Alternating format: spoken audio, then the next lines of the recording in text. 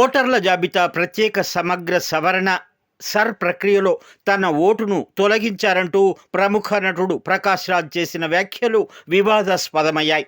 కేంద్రంలోని మోదీ ప్రభుత్వానికి వ్యతిరేకంగా స్థానిక ఎన్నికల ప్రక్రియను లక్ష్యంగా చేసుకుంటూ ఆయన సామాజిక మాధ్యమం ఎక్స్లో ఒక వీడియో పోస్ట్ చేశారు. తన పుట్టిన ఊరు, పోటీ చేసిన నియోజకవర్గంలోనే తన ఓటు హక్కును కాలరాశారంటూ రాజకీయ రంగు పులిమే ప్రయత్నం చేశారు. ఈ ఆరోపణలపై బెంగళూరు సెంట్రల్ సిటీ కార్పొరేషన్ అధికారులు వెంటనే స్పందించి వాస్తవాలను బయటపెట్టారు. ప్రకాష్ రాజ్ గత 4 ఏళ్లుగా తను నమోదు చేసుకున్న గార్డెన్ అపార్ట్మెంట్లోని పాత చిరునామాలో నివసించడం లేదని స్పష్టం చేశారు. బూత్ లెవెల్ ఆఫీసర్ నిర్వహించిన క్షేత్రస్థాయి విచారణలో పొరుగువారు, ప్రాపర్టీ మేనేజర్ మరియు ప్లాట్ యజమాని కూడా ఆయన అక్కడ ఉండడం లేదని ధృవీకరించారు. నిబంధనల ప్రకారం పాత చిరునామాలో ఉండడం లేదు కాబట్టి ఆయన ఓటు స్థితిని షిఫ్టెడ్గా నమోదు చేసినట్లు అధికారులు తెలిపారు. పైగా అధికారులు స్వయంగా ప్రకాష్ రాజ్తో ఫోన్లో మాట్లాడగా తాను ప్రస్తుతం శాంతినగర్ నియోజకవర్గంలో నివసిస్తున్నట్లు ఆయనే ఒప్పుకున్నారు.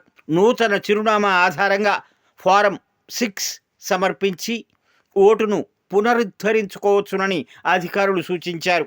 ఎన్నికల వ్యవస్థను మరింత పారదర్శకంగా మార్చేందుకు, నకిలీ ఓట్లను తొలగించేందుకు మోదీ ప్రభుత్వం అత్యంత నిబద్ధతతో చట్టబద్ధమైన చర్యలు చేపడుతోంది. కొత్త వివరాలను ఉద్దేశపూర్వకంగా దాచిపెట్టిన ప్రకాష్ రాజ్ ప్రభుత్వంపై తప్పుడు ఆరోపణలు చేస్తున్నారు.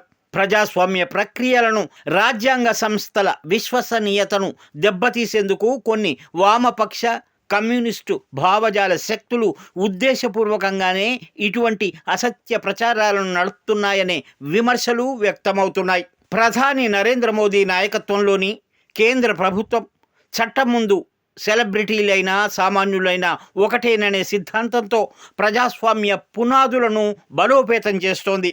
వామపక్ష శక్తుల తప్పుడు ప్రచారాలను తిప్పికొడుతూ దేశంలో పారదర్శక పాలన అందిస్తోంది. అయినా సరే తప్పుడు ప్రచారాలు కొనసాగుతూనే ఉన్నాయి.